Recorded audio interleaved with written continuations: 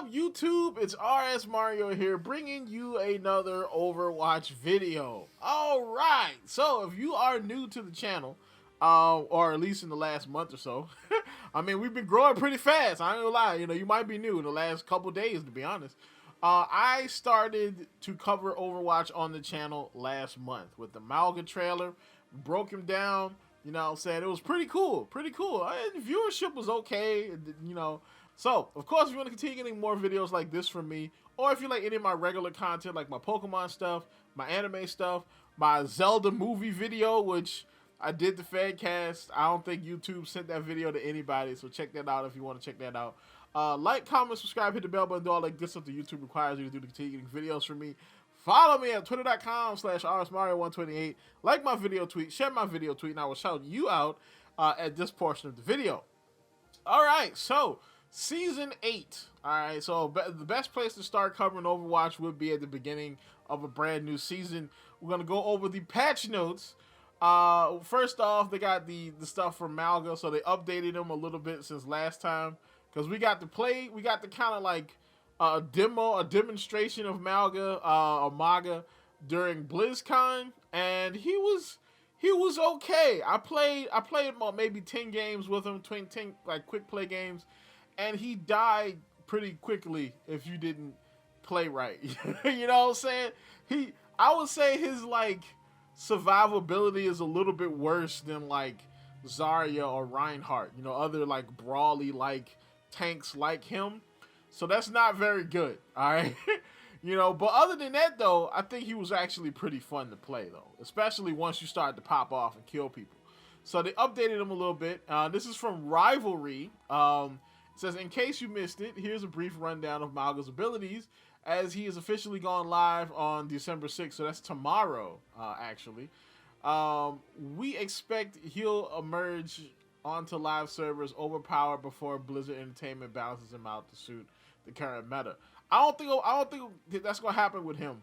I think he's probably gonna get a buff or two before eventually he kind of like plateaus, So his passive is Berserker, right? That's his passive ability. Gain temporary health while dealing damage with a maximum of 150 overhealth.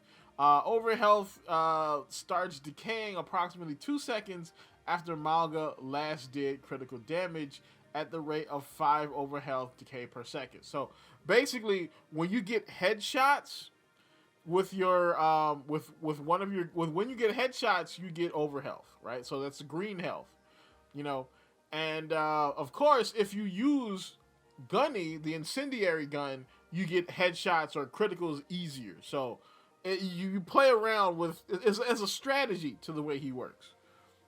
So of course, with the incendiary gun, aka Gunny, an automatic weapon that ignites enemies on repeated impacts with 4.5 damage per shot. It is a big giant machine gun, so it's, that's where it goes. And then of course, Cha-Cha is an automatic weapon that deals critical damage to burning enemies at 4.5 damage per shot. So this is how he works. You fire Gunny first, and you light him up, and then you hit him with Cha-Cha. That way you can get the crits from them being on fire, and you get the overhealth from Berserk. Alright, this kind of is what keeps you alive. This is kind of what makes you tanky. You know what I'm saying? Now the problem is, the spread on these guns are a bit weird, especially if you fire them together.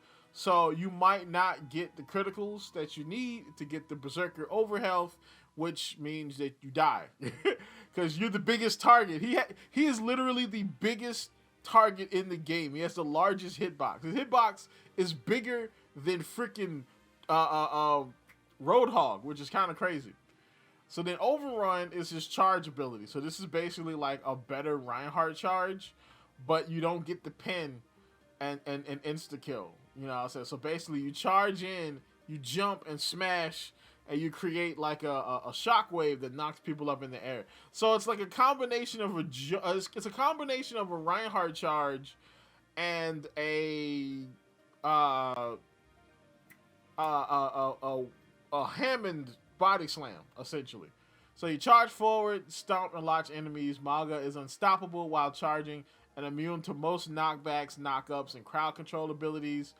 I believe this also counts for like, you know, Junkrat traps, the little pig pen from Roadhog. He can't get hacked, so hack doesn't stop it either. So yeah, it's pretty crazy. It automatically ends after you take 8 steps, but you can actually cancel it yourself by canceling it. You know what I'm saying, and then starting the smash earlier. So. Now, Cardiac Overdrive is the weird one. This is the one that I didn't really quite get. So, nearby enemies take reduced damage and heal by dealing damage. Mauga also gains the effects of Cardiac Overdrive. I don't think this was in the first go of this character. I think it only did this. So, I think it only healed your enemies and gave them reduced damage. So, essentially what it does is it gives your... I mean, not your enemies, your allies damage, lifesteal, and kind of reduce damage from attacks, right? But now it also does that for you, which adds to your survivability a little bit. Now, I haven't played him yet, so because he doesn't come out to tomorrow, so I don't know if that actually helps or what, you know. Then, of course, his ultimate is the cage fight. It deploys a barrier that traps Mauga and enemies inside. Mauga gains unlimited ammo. Mauga and everyone caught in the cylinder will be lashed by a chain and unable to leave the cylinder until the ability expires. Killing Mauga will not destroy the barrier. It will need to be shot down or waited out, or you can just blow it up with EMP. I believe EMP will also break the barrier. So, then we move down to the other people, the other characters in the game. Actually, hold a second. Yeah, this one was big too. So, they're kind of trying to nerf counter switching, right? Now, to me, counter switching is awesome. All right, because I see in Overwatch, I see it similar to how it is in Pokemon, right? All right, the counter switching is massive in Pokemon because, you know, it's kind of like rock, paper, scissors. It's kind of like the center of Pokemon, you know. Of course, there's a lot more strategy and stuff, you know, because of the abilities and hold items and Terras and all kind of stuff. But essentially, you are just counter switching a lot, you know. And it happens the same way in Overwatch, you know what I'm saying? But they're trying to kind of nerf that a little bit. And I don't know if that's the best idea, you know. But so far, it's just a minor change where when you swap heroes, you lose more alt charge now. So at first, if like say you had like 40% alt charge and then you swap out because you're getting diffed, then you would drop to 25 alt charge on the new hero you just swapped to. Well, now you drop down to 15 alt charge. So hopefully this is not the beginning of a trend of them nerfing counterpicking. But then we move on. So, Doomfist. Alright, I hate Doomfist with a passion. Playing against Doomfist is annoying. But they don't care. So, because they just gave him a big old buff. So, Meteor Strike regenerates 75 health per second while in the air. So, if you don't know what Meteor Strike does, Meteor Strike, once you hit triangle and you do the ultimate, he says, Meteor Strike! And he jumps in the air, and he's like up there, you know, and then you get to aim where you drop down, and then you drop down and you kill whatever you land on, and you do damage in a circle, like a radius around where you land, right? Okay, so now while he's in the air, he, you know, heals 75 health per second. And this is mainly because a lot of people would use the ultimate to get out of an engagement in order to go and get a health pack and then come back. I rarely ever did people like engage, well not, I won't say rarely, but people didn't always engage with the Meteor Strike because it just drops you into a fight. You just could get jumped or CC'd or whatever. So now it heals you. So now if you're up in the air, while you're up in the air, you can go up there, you can take a break, you can get a daggone snack, you can chill, and then come back down and continue fisting things. So that's fun. But they did increase the alt charge, so it takes longer to get it, which is good because like he can get that pretty quickly, especially if you're a pretty good Doomfist. Junkie Queen, her scatter shot, they reduced the spread of the scatter shot. So they did this mainly so that she can do more damage at a bit longer range. You know what I'm saying? Which I guess is good. I mean, it's not a great, it's a buff, but I mean, I don't think it's nothing huge. But speaking of huge, though, Ramatra. So Ramatra got a big old buff. So Ramatra's base health was reduced from 300 to 200, and then they gave him an extra. They gave him 100 armor. So armor is good because armor basically takes reduced damage compared to regular health, right? So if you have armor health over top of regular health, it's gonna take a lot longer to burn through this armor health to get to this regular health, which is good for Ramatra because he's a tank and he kind of needs that survivability, you know. And his Void Accelerator, they increased the size and damage of his projectiles. So basically, now this right here is also pretty big too, because he doesn't have damage fall off, like pretty much like Zenyatta. Like his projectiles don't have damage fall off. He can hit you way over there. So the fact that they increased the size and damage of his pellets, meaning more of them will hit you and they will hit you harder. So that's they're buffing up Ramatra. So Sigma, now I hate this one, right? This is the second time they've messed with Sigma's shield. The last time they messed with Sigma's shield, they put that stupid freaking cooldown on it, and I hate it to this very day. They did that in Overwatch 1, okay? That 1 second cooldown has cost me more deaths in this game than I can think of just about anything else.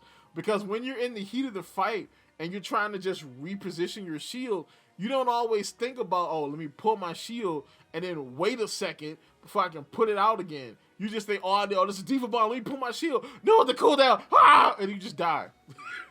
That's what it is. Now they've reduced the regeneration rate of his shield. So basically, his shield used to regenerate at 100 health per second, which means you would get a full shield back in about 7 seconds because it's a 700 health shield. Now it's going down to 85 seconds. So it's probably going to take closer to 9, maybe 10 seconds to get a full shield back, which that kind of sucks, especially when you're dealing with like a whole bunch of when there's so much damage in the game where you need that shield. You know what I'm saying, 9 to 10 seconds without of it is kind of bad. But it's not a massive nerf, but it is a nerf nonetheless though. Winston got a weird buff, so now his a little tickle cannon it ignores armor damage. So again, like I explained with the armor damage before, the armor takes less damage than it goes down slower than regular health, except when it comes to Winston. So when it comes to Winston, that doesn't matter. It doesn't matter. It's just like if you got regular health, he just peels straight through the armor, which is okay when it's dealing with tanks because, I mean, it allows him to kind of fight tanks a little bit better now. But if you're Winston, you shouldn't be fighting tanks anyway. You should be diving in to try to get squishies. And this is where things get interesting, because guess what usually happens when you get dove on or when you dive squishies enough as a Winston? One of them usually switches to Brigitte. And now Brigitte has got a problem now, all right? Because at first it was harder for Winston to kill Brigitte. Now it's not that much of a problem because his Tesla cannon can already go through her shield. Now it can burn through her armor. The only thing he has to worry about is her propping Inspire and healing herself and the other person. So yeah, it looks like Winston Dive might be trying to come back. So then we got the DPS heroes. So we got Mei. The maximum ammo is reduced on her endothermic blaster from 150 to 120, which that's fine. It just means that she can't freeze you as much. She has to reload more now, so it is what it is. This one right here is massive. As a prodigious Sombra player, whenever I play the daggone DPS queue, this is massive. So raise EMP's ability lockout time by 1.5 seconds to 3 seconds. This is huge. Now EMP feels like a weighty ultimate. Because at first, EMP was something that you had to really combo with something else. Because the only thing you really got was a 1 second like damage lockout, 1.5 second damage lockout or whatever, and some damage, which is like 30% of health, which 30% is pretty good, but the lockout on cooldowns was nothing. 1.5 seconds is like super quick. You know what I'm saying? I mean, look at the regular hack, you know what I'm saying, lockout. Like, people can get their abilities back before you get the kill. So, it almost made EMP kind of lame. Unless you were comboing it with something else, or if you were canceling something, or breaking down, like, a big shield. Like, if you're breaking, like, Symmetra shield, or if you were breaking Mauga's cage thing.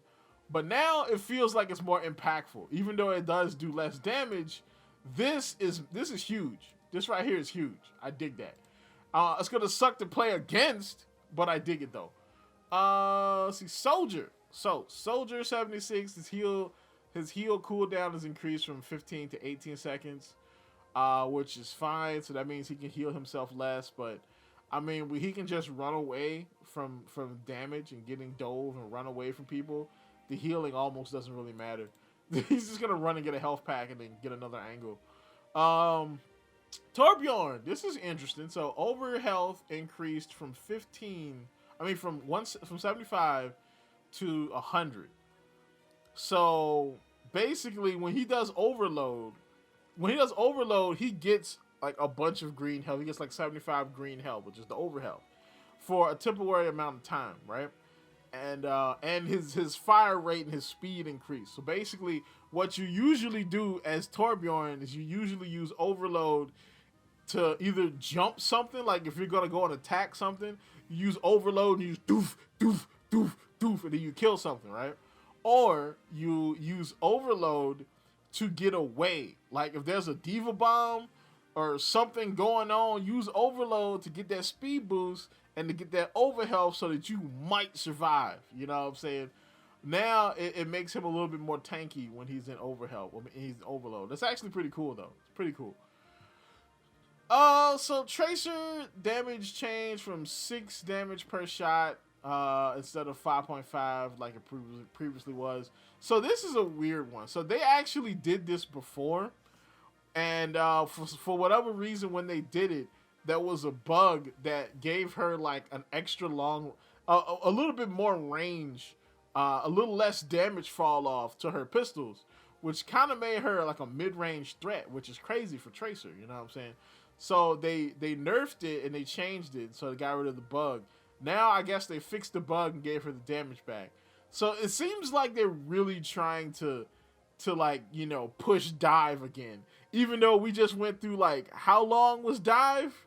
Like the whole like half end of the Overwatch League was Winston Tracer Sombra dive, you know what I'm saying? Or Winston Tracer Genji dive. So we're going back to dive now, you know what I'm saying? So support, even though now I think this is kind of why they're doing that too, because the supports are really powerful. Baptiste's bionic launcher, they lowered his ammo from 35 to 36. I don't think the ammo is the problem. The ammo is not really the problem with Baptiste. It's the damage. If you lower the damage he does so that he can't just like DPS on his own, you know what I'm saying? Like he can hold his own, like to, you know, when against flankers or whatever. But like he doesn't always do that. Sometimes he just poking with the rest of the team. Like lower that man's damage a little bit, you know. But this works too.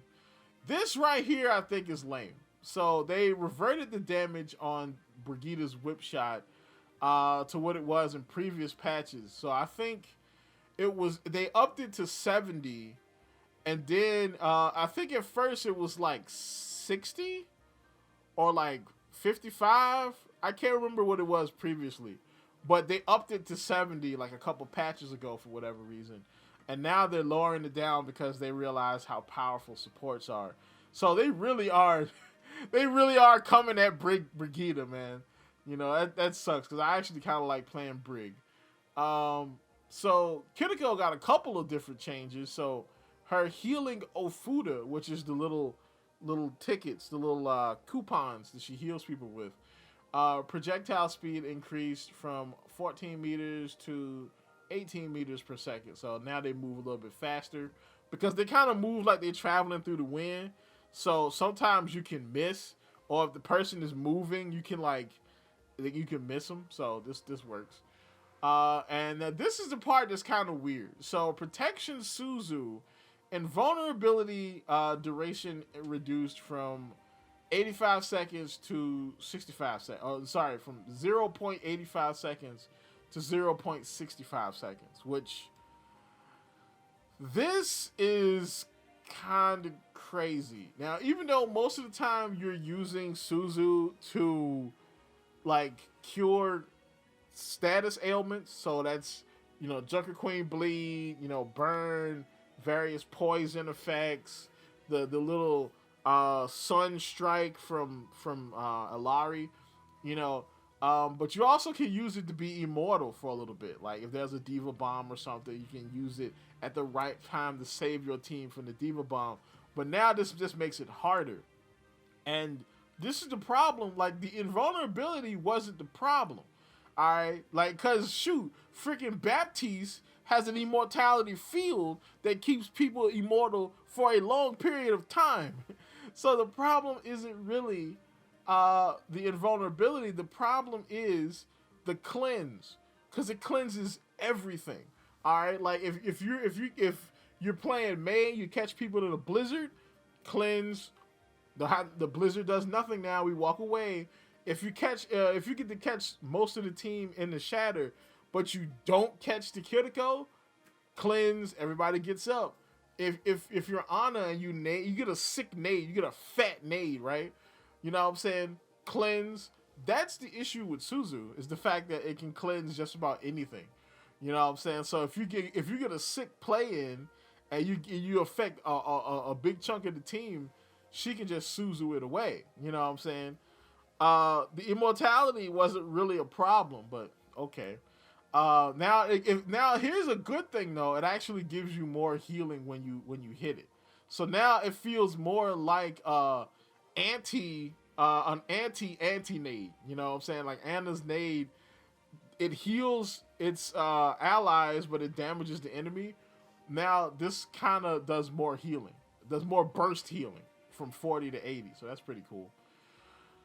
And then of course, Mercy, Valkyrie no longer disconnects Caduceus staff from the target upon ultimate activation. So basically, once if you are connected to somebody and you're damage boosting them or healing them, and then you pop Valk, it doesn't disconnect the healing from them, which I guess that was a problem.